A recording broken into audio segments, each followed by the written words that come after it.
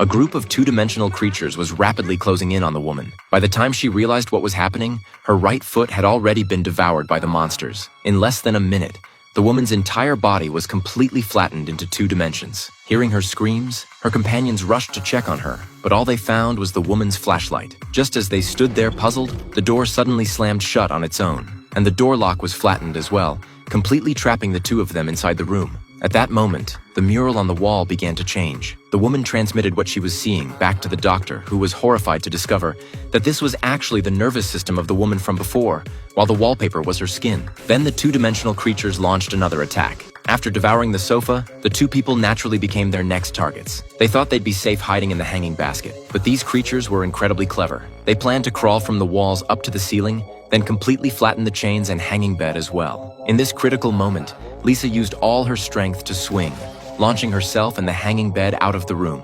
Meanwhile, more and more people throughout the city were going missing. They weren't being murdered. They were being turned into human-shaped graffiti by the 2-dimensional creatures. Lisa urged people to stay away from the graffiti, but it was already too late. The graffiti seemed to come alive, all of them beginning to move. They crawled down the walls to the ground and began attacking people in all directions. Lisa quickly led people to hide in a nearby warehouse. One person ran a bit too slowly and was unfortunately caught, transformed into a 2-dimensional creature. Lisa and the others had no choice but to keep running.